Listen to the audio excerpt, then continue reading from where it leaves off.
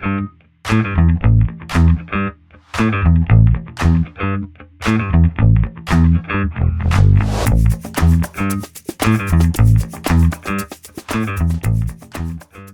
right, here we are. Welcome back to Things Go Sideways, where we have honest conversations about what happens when your world gets shaken up in a way that makes it impossible to continue on the path that you were on.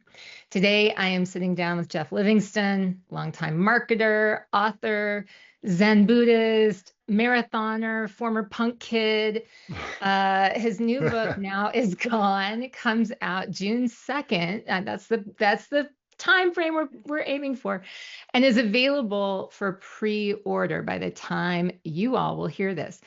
He used that title in 2007 for a book that was originally about social media, but this one is different. It's written in the month after his dad died, and the company he co-founded, Cognitive Path, wound down. His world, or at least some important parts of it, came apart in about a time span of 30 days. We're going to talk about that, the book, and how all of that pertains to you all. Geoff, thank you for being here. Thank you, Kiki. It's such an honor to be here. Your show is awesome. And I've really, I mean, as I've gone through this period, I've benefited from listening to the shows. So thank you for doing what you're doing. Oh, well, thank you for that. That means a lot to me because it is, I think all of us have those moments where our lives are the snow globes and life comes up and shakes it up really good and we can't see anything around us. And so, that is part of the story we're talking about here, which, it's always hard to sort of jump into this stuff raw, but it is, things go sideways. And you lost your dad. You watched cognitive, path wind down. You watched your dad wind down inside the same month. If you don't mind, I know this is kind of abrupt, but if you don't mind taking us back to that stretch and not the timeline, but what those weeks actually felt like to move through, it would be, you know, maybe interesting to hear about what sticks with you most from that time frame. What was happening in your life at that time? Yeah, sure. So I think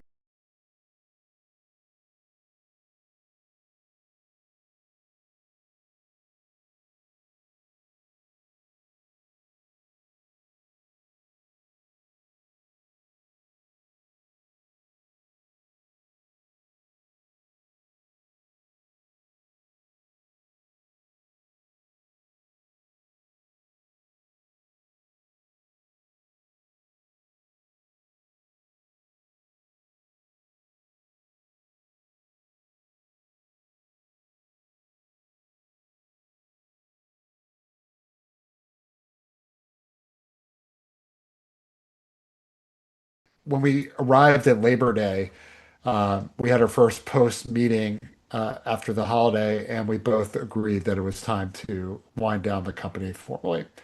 And my dad was simultaneously pretty sick. He had asked me to come up there for 2 different weeks in September, 1 week to kind of just be there with him while my stepmother enjoyed a vacation. He couldn't travel because he was so sick with leukemia-related diseases. He had been living with leukemia for a long time. And then a second week to help her and him both simultaneously as she had a knee replacement. So the decision to make cognitive path was made. First week with my dad went great, but I could tell he was really diminishing, and I was really upset about it. And it was upset to the point that when I drove home from Philadelphia to DC, I was literally weeping the entire car ride home. I just kind of knew it was coming, and whew, just brings it back. Forgive me, Yeah. I'm an emotional guy, folks, so bear with me. But I had a big race that week. It was my primary race for the season, and I completely bonked it. I was so distraught. I think I got sick, but as you know, when these things start happening, our body starts signaling to us that there's issues. So I Yes. had some, I guess, some digestive issues and couldn't eat for a few days, and as a result of it, could not run the race. And then I went back up to Philadelphia promptly afterwards, and while my stepmother was in surgery, I went for a run, came back to be there for her. She came out, and during that time, he had a heart attack. And I literally had to drive back up north of the city from Penn to where my dad was in Abington. And they had resuscitated him after being dead for 40 minutes. Oh my gosh. And so he was basically brain dead, and he had another heart attack almost within 5 minutes of me getting there. I feel like he waited for me in some way, and I had to DNR him. And so within 3 weeks, it all fell apart. And I was just broken, Oh you my know. God. Yeah. And it took me about, I had a marathon. I was running New York City that year just for fun. And I think that kept me a little bit on track. But after the marathon, I really kind of just went into a black hole for about a month. I can understand why. I mean, um, to lose a parent, and especially like that. My mom was a DNR situation too, and but it happened very fast and over it was kind of over a few days, and that is very difficult, to go through. Yeah. It's Yeah, shocking, right? it is. It And is. and I feel so much compassion for my stepmother. Can you imagine coming out of surgery and then all of a sudden your partner of 35 years is gone, just like that? I feel that, and I feel also for you, because having what was going on with your business, you already have all this pressure and this stress, and you're worried about your own family, you're worried about your own future and finances and all the stuff, right? Our identities get wrapped up. And, you took great pride. You and I collaborated on stuff um, with that company, and you were very proud of it. And of course, I witnessed as it's like trajectory is hot, everything is going really well. And then it's just like things really did go sideways. And who can predict what's going to happen politically and the impact that these things are going to have? Yeah, it That's, was crazy. No doubt. yeah. So, there's a chapter in the book it's called Begin by Surrendering. And you're Yes. you're careful about saying at that point, it doesn't mean giving up. So so what did surrender actually look like for you in those first weeks? Because when I went through like dealing with the stuff with my mom, passing, I don't even know that I could even, think straight clearly for a little bit. It was very weird. But Yeah. if you can think back to that time, what did surrender look like for you in those first few weeks, the practice of it? Yeah. And I think it's important that distinction for me because surrendering in our culture, in the Western culture, Hmm. really means losing for a lot of people. Yeah. And nobody likes to lose, right? Nobody wakes up every day and says, gee, I want to lose. I'm going to surrender today.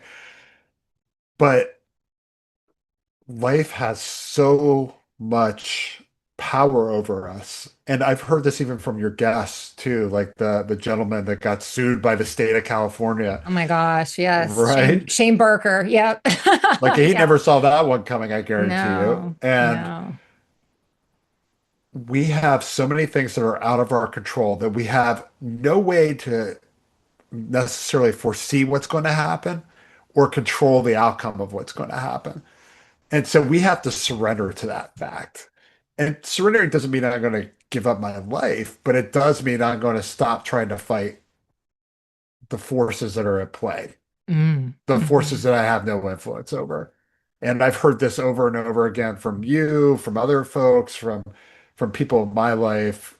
It's just so important to understand what is in my sphere of influence and what isn't, and really taking that deep look at what's happening and understanding that A, I could not bring my dad back.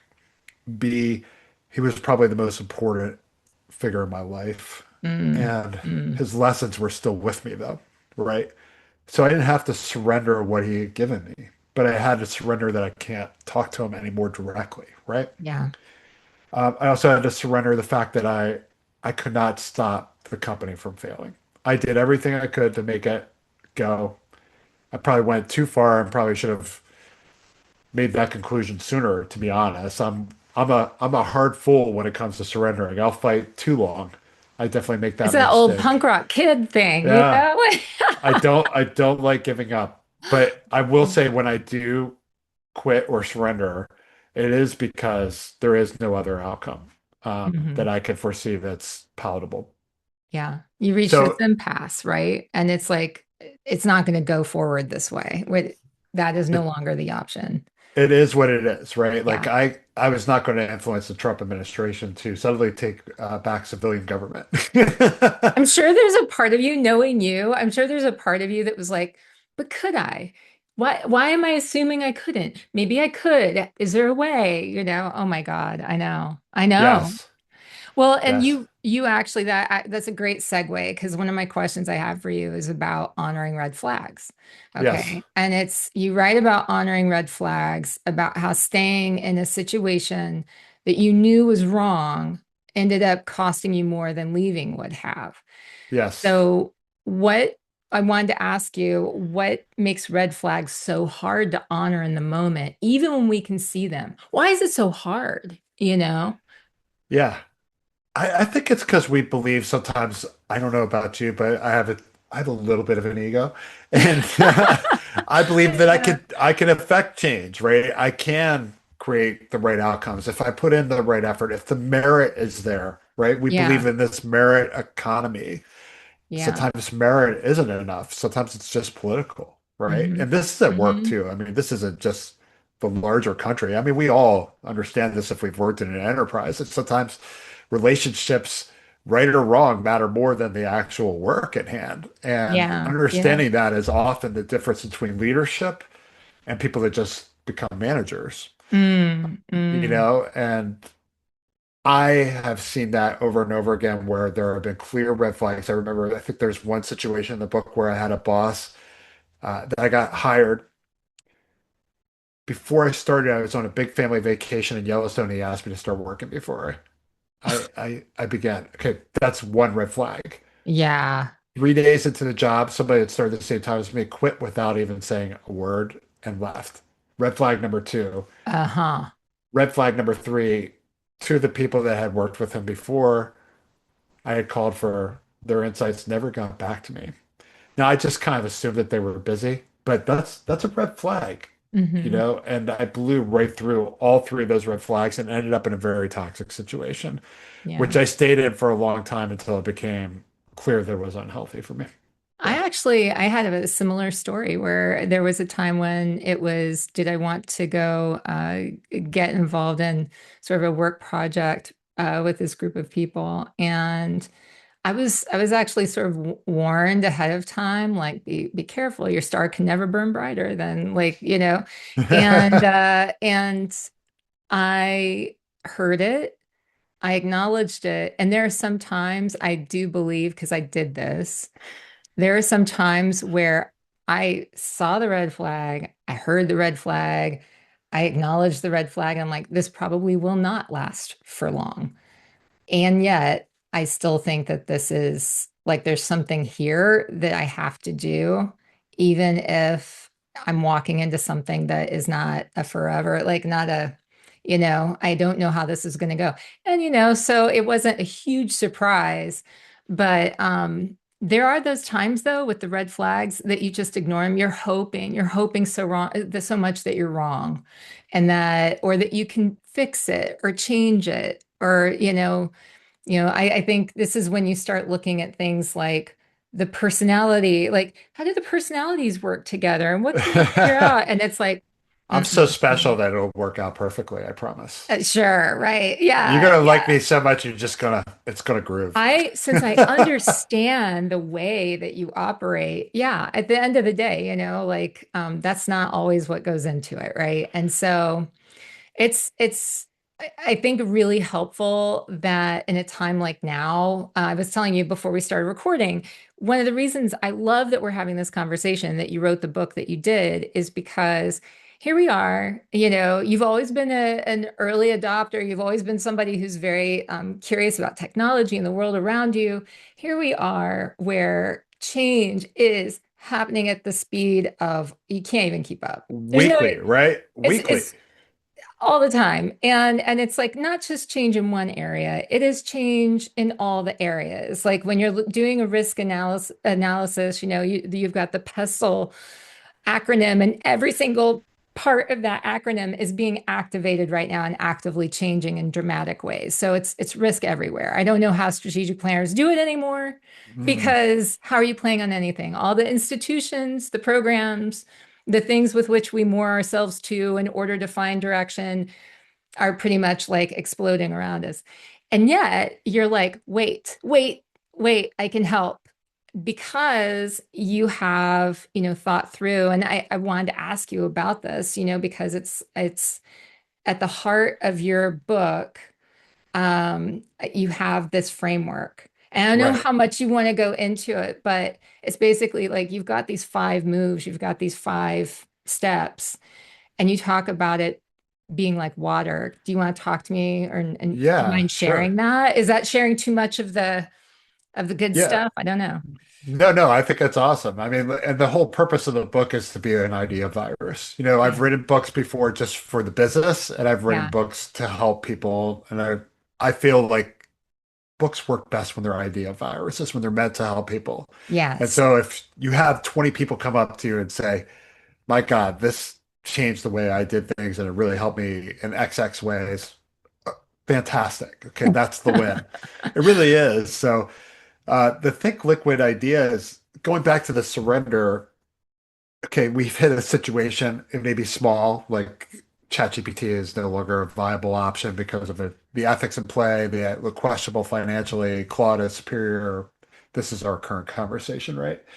And so I need to embrace that. Yeah.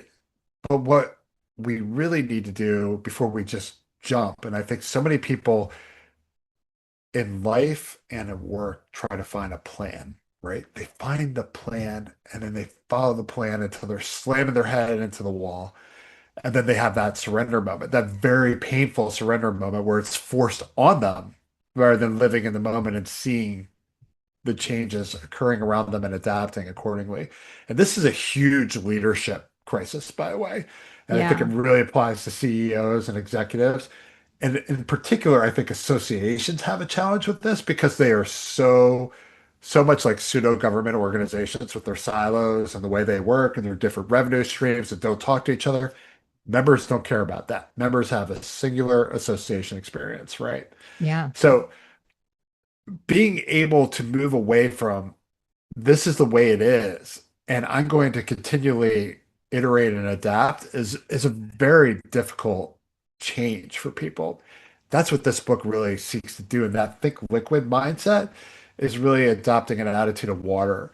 I mean, if you think about water in a natural environment, not in a water bottle, uh, but if it rains, for example, or it snows in the mountains in the Sierra Nevadas, let's have a little picture, and it gets warm, it's Yes. spring, it melts, Lovely. it finds the most natural course of the sea.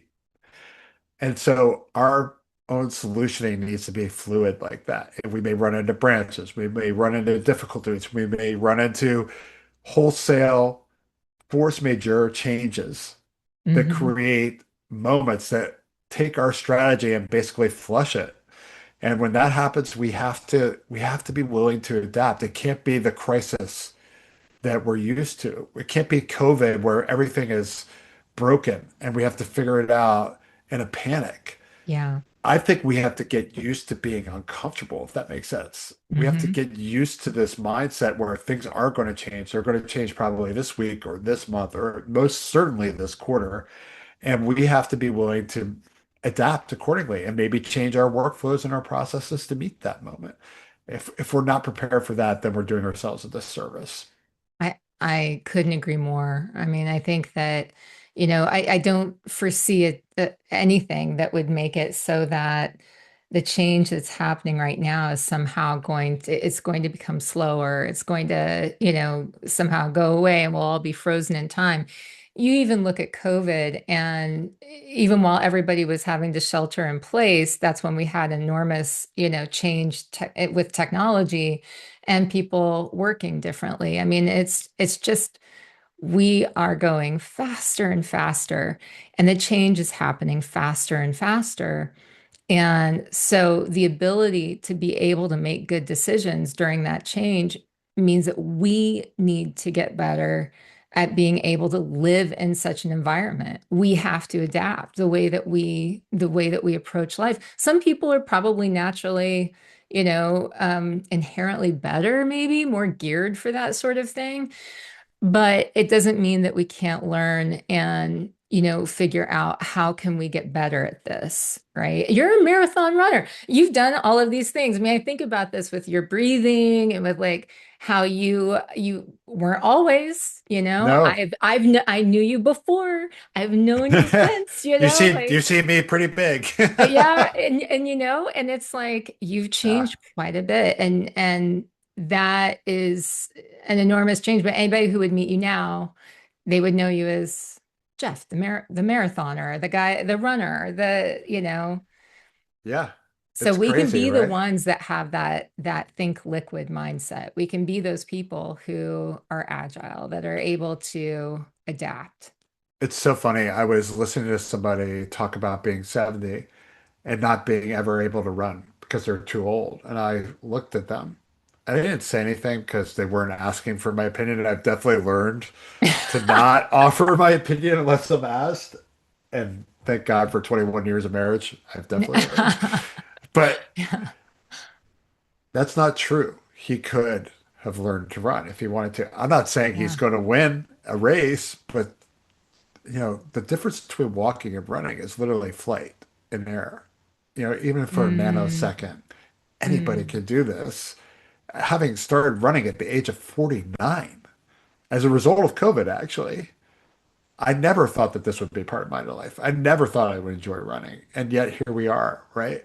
Yeah. And it's all because of an open attitude and a willingness to try different things.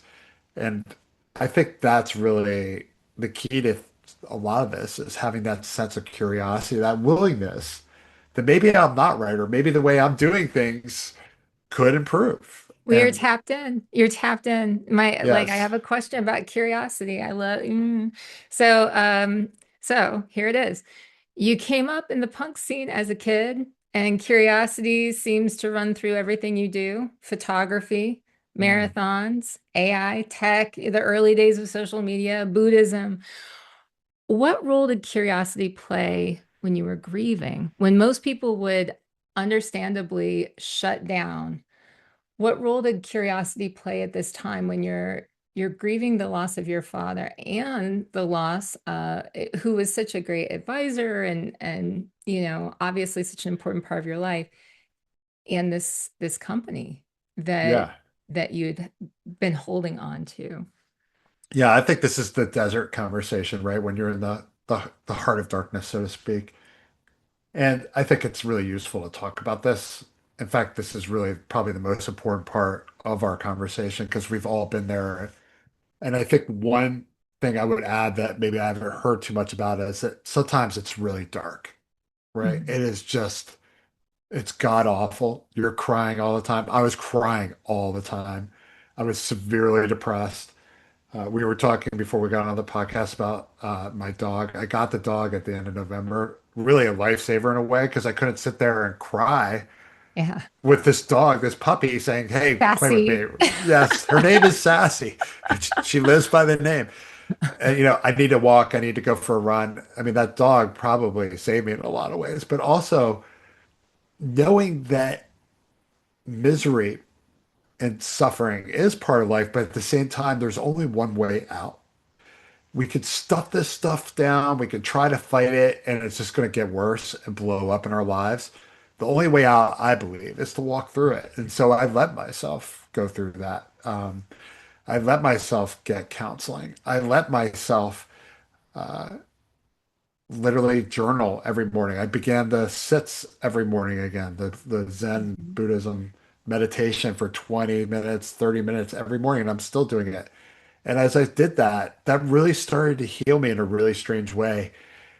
I felt that my misery was somewhat not just because of everything that was happening, but also because of the way I was consuming life. And what I mean Mm, by that is, and there's a story about this in the book too, but I think it's really relevant to a lot of people.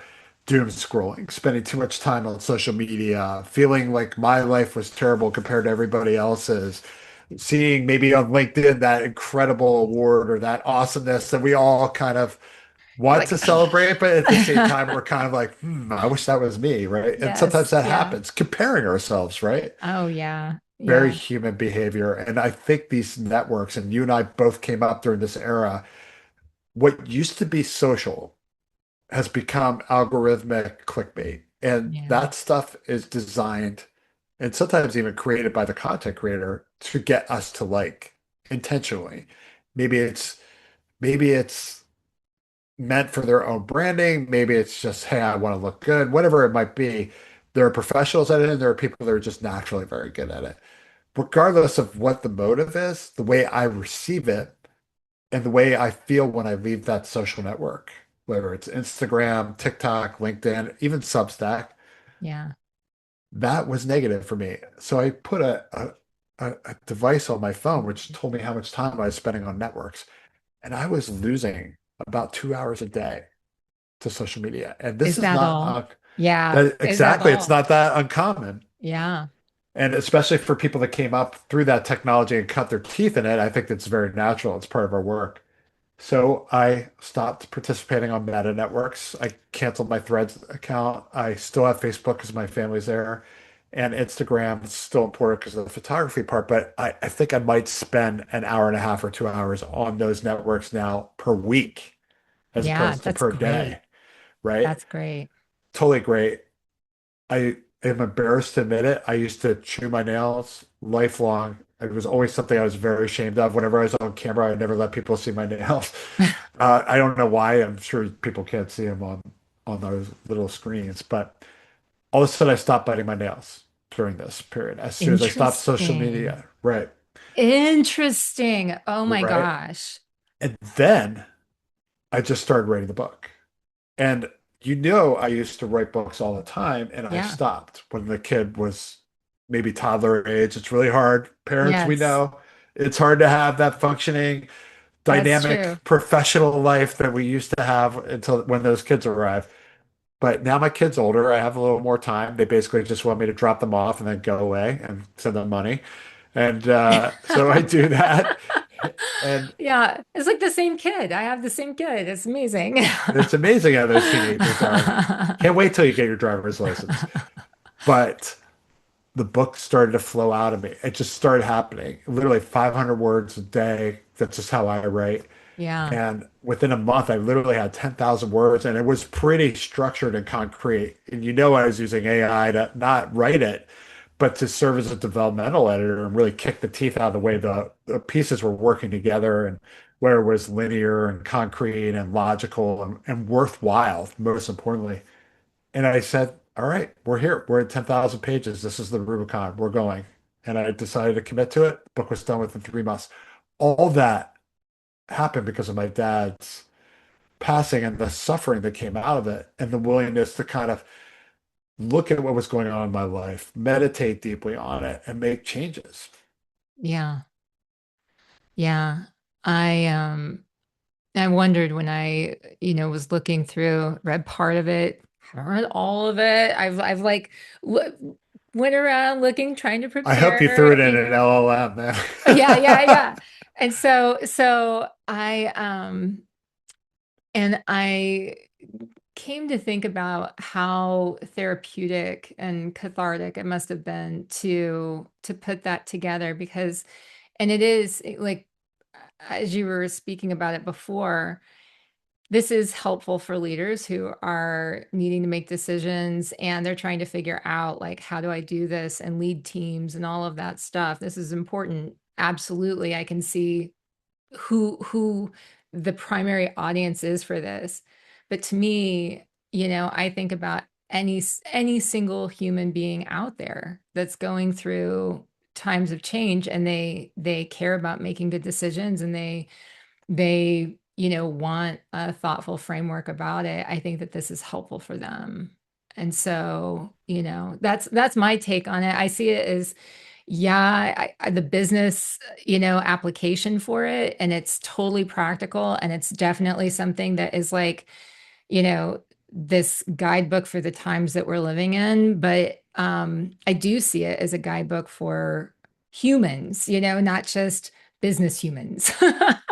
Right. And it's funny how this is again like a really Western thing where we have our business life and our personal life and Right. our social life, and maybe we have like five lives, whatever, depending on Yes.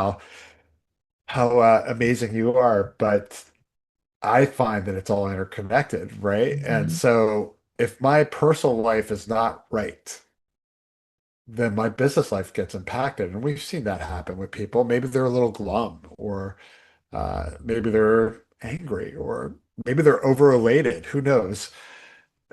But whatever is happening in your personal life definitely impacts your business life, and particularly prolonged situations Yeah. definitely have that impact, right? Oh, for We're, sure. we're pretty good at masking for a couple of weeks, but you get into a couple months and it turns into a grind. And it's also the same way back. Like how many times have we had a hard time at work, and then, our wives, our husbands, our kids, our partners, our family, they say, what's going on with you? Yeah, Hmm. you're not the same, or can you maybe try to get this a little bit better under control? Yeah. And You're like, you oh, know, like, oh, oh, okay. uh-oh, there's a red flag right Yeah. there. So, whatever it might be, to ignore this interconnectedness is to deny being human, I believe. Mm, mm. Is there a flag that you're currently working on to honor in your own life of work? Yeah, so as I've gone to reinvent my professional consulting self, I have definitely decided that for me, I'm much less interested in these revenue moments, and I'm much more interested in putting myself in positions to touch and help people. I really enjoy coaching. And it's no coincidence that I'm having a lot of people come at me for coaching in different areas of my life. Hmm. It's just I'm Yes. turning into that role. Like I literally have people just coming to me and asking me to teach them how to use a camera, or how to run, how to use AI, obviously, How to write a um, book? how to write a book, exactly. Yeah. And so you could see it as happening, and I feel like that's my calling. And I definitely feel better when I'm giving, because not only am I Mhm. giving, I'm learning, right? I've definitely seen that a good coach is a good listener, and a good Mhm. listener sees things in other people that it is within them. Everybody's a teacher in their own way. And so for me, it's just a really dynamic, fun, spiritual experience that I enjoy, and I want to stay with that. It's that definitely ties in with what I know of you. I mean, the alignment is there because I think about you even as you got into photography, then you get into it, you love it, and then what do? You end up like leading people on tours, on photography tours, and teaching them tricks along the way and how to get the best shots and all of the things. It's like I think it's very natural for you to just do that, to guide people, and whatever it is that you've learned and you've like the experience that you've learned from, then you then are like, okay, here is what I have to teach you, and I'll teach you, I'll help you fast track to wherever it is. I think it's good. I would even argue that it's not even mine to teach you. It's what somebody else gave me, so You're I'm just passing it passing it on. along. Yeah. Yeah, Yeah. yeah, for sure. So you're a marathoner now, Mm. and somewhere in the running and the meditation and the writing, you've built a different sort of relationship to discomfort, you Mm. know? And so I was curious about asking about this because I think I told you at one point that I knew I was in trouble when I caught myself saying to a group of women, like, I don't want to make this change right now because I'm so comfortable. And then it was like lifed. And then within a couple of weeks, I received news, sideways moment hits my life. And I was like, I knew I should have known, it's like I said I was comfortable. Those are the dangers, the danger words, words, it's like, I don't want to change because I'm comfortable. Right. Okay. and the universe provides. So you built a different You kind have of a good relation. attitude about this. Yeah, you built a different kind of relationship to discomfort. What has the body taught you about change and discomfort that the mind couldn't? That's a really good question. And I would tell you that I've learned what pain is and what manageable pain is versus real pain. Mm, And real pain to me, from a running perspective, so you get that sharp pain and you suddenly feel like maybe something pop or anybody that's had broken bones, and unfortunately I've had way too many of them, you know. yeah, yeah. But when you're in an endurance situation, your body starts saying, we can stop now. Really, this isn't a good idea. And I think when you're in a situation, you have to really understand that is the goal still attainable? Mm, And that's the conversation when you have with yourself when you're at the end of a run, a big long run, a marathon, for example. I just PR'd the Alexandria Half Marathon, and I actually showed up at the race not intending to PR. I ran on heart rate, and I got to the ninth mile. By the way, PR is personal record for those that aren't runners. And I looked at my watch, and I was 3 minutes ahead of my PR on pace, and I just saw that. I was in pain. I was mhm. definitely ready to cool down, so to speak, which was my original intent. But I saw that the goal was attainable suddenly, and I really dug in deep, and I ran through the pain for 4 miles and literally PR'd by 5 minutes. And the time was so strong for my old man self that it made me realize I could potentially qualify for Boston. Oh, And wow. so I'm Yeah. going to shoot for that as a Yes. result of that race. But you have to be open to that moment. You also have to understand when it's time to quit. Hmm. And so I think like there have been races where I've run where it's been really hot. And it was very clear that my body wasn't going to participate, or that I couldn't make it through it. I think that race I was talking about when my dad was passing and I was sick, I got 6 miles into it and couldn't get up a hill. And rather than really force myself through that, walk through it, have a really long, painful, uncomfortable day, I quit. We have to listen to our bodies. Hmm. Sometimes when we're in these depressions, for example, or these moments of suffering, like that job is yanked out from us. Maybe, God forbid we lose a partner for whatever reason. And Yeah. I've seen this happen too. And it's sudden, it's not expected. That's when we have to listen to ourselves. I Hmm. think one of your podcast guests said, like, I get up and take a walk if I'm tired in the middle of the day, or take a nap or whatever. Hmm. Although, some of us don't have the luxury of doing that at work, but whatever it might be, you could still get that breath of fresh air. You could take that mental breather. You have to, I think we really have to learn to get in touch with our inner selves and know how to manage through so that we can get through that day, get through that effort, Yeah. or know when that effort has to end. I mean, I think you're right. I think that through all of these interviews I'm doing, there is a sort of a common theme that people are figuring out that, or at least a lot of the people I've talked with are figuring out that they're building in these, and it's different durations, different methods, but throughout the day, they're realizing that it's important for them to have these moments. The person I just interviewed yesterday said every hour, I don't care where you are, what you're doing, everyone has 2 to 3 minutes where they can just slow Breathe. down, be still. Yeah. And actually, yeah, breathe. His work is breath work, right? Like his focus is breath work. But yeah, he was like, and the person that I spoke with who, she studies brain science, and she's like, yeah, well, you have to build in these breaks because they're brain, she calls them brain breaks, Yes. because you actually need this to make better decisions for your cognitive health. So it makes sense, it totally makes sense. So now, today, where you are now, you've got this book that's coming out. I'm very, very excited for people to be getting their hands on it, checking it out. And the book is called Now Is Gone: Think Liquid to Navigate Never-Ending Change. It's due out June 2nd, and it's available for pre-order. My goal is to have a link that I can send people to so that people can go and get their hands on it immediately. Yeah. Yeah, Yeah. We're pretty close. So, as you know, I kind of ran this one kind of like a marathon, and you did. I did. I really pushed this one out quickly. I just feel like with AI, it needs to happen because so many people are suffering, and They are. AI is really a cultural challenge. It's less of a technological challenge, in spite of all the vendor jargon and crazy hype. It really is for us humans hard to accept this kind of, I guess, introduction and interference in our work, right? It's Yeah. disruptive. So I wanted to get it out. We will have it laid out. I think I'm getting the galleys today.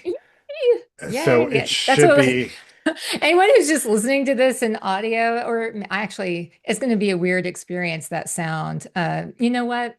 Audio editor, we should just cut. No, I'm just kidding. We'll keep it in there. I'm very excited about the fact that you're getting the galleys and that this is coming out soon. it's special. It's special. And I'll tell you what, I know I really am fighting to not, this book isn't about me, but there will be that moment when I get that first creative books and I hold the book and it's Yeah. just special. It's really special.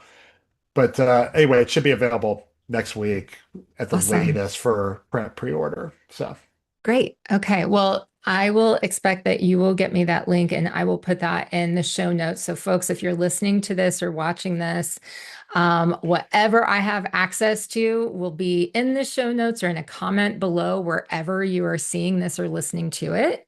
yeah, You will also be able to go to buzzbylivingston.substack.com and generativebuzz.ai, right? yeah, Generativebuzz.ai to get more information. You can also, I'll have Geoff's LinkedIn URL, his link in the show notes as well, so that you can connect with him, with Geoff directly.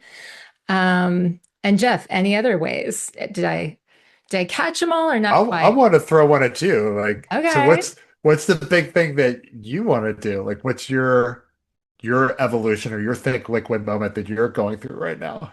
My liquid moment. Claiming what I'm doing here is big.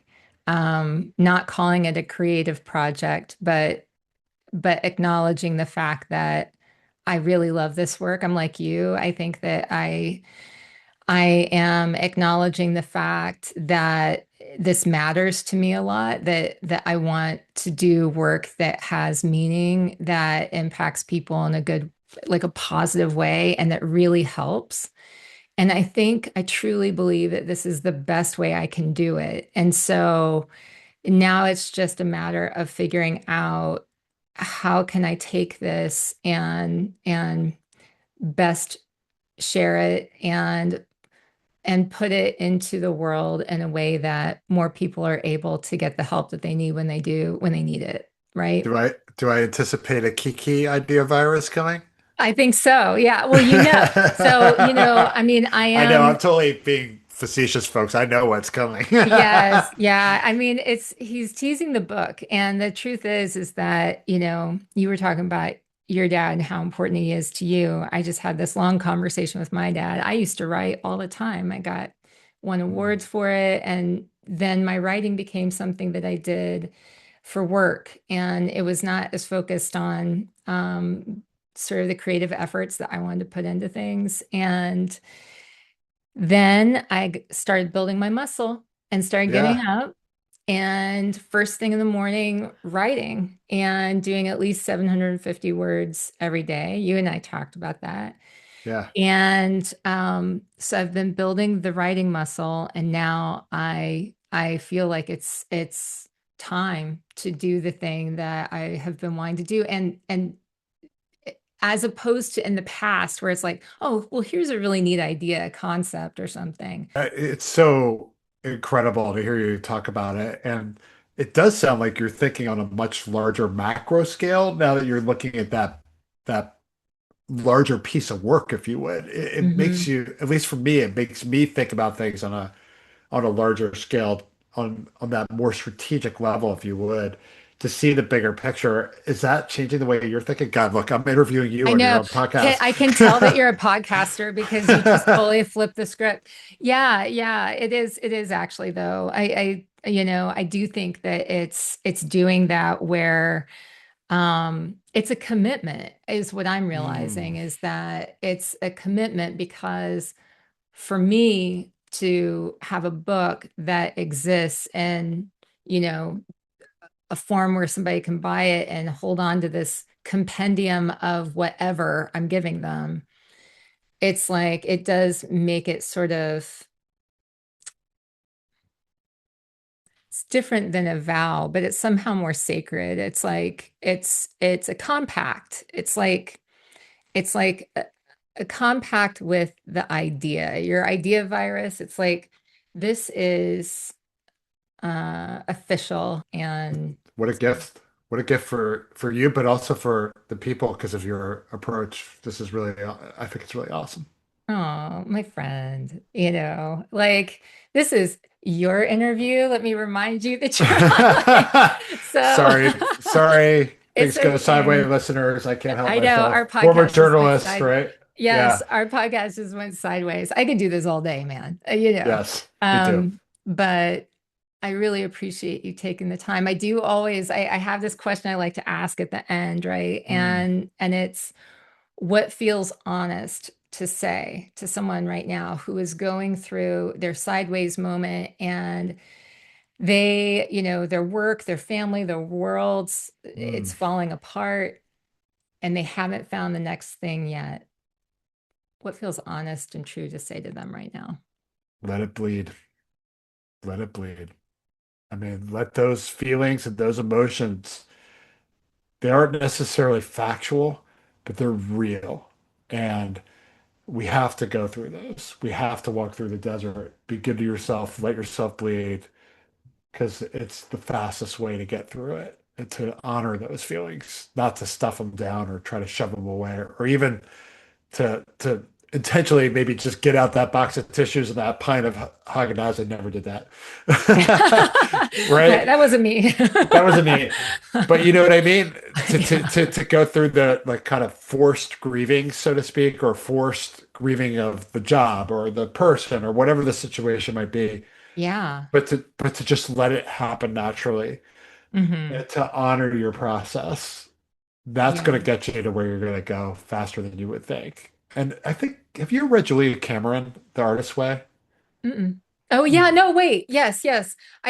Sorry, I don't know. My brain, yes. And I mean, way back when, and I have the morning pages. That's actually where the 750 plus words, The like morning pages. the morning pages. And I actually even invested in the print journal that goes along with it and Yes. everything.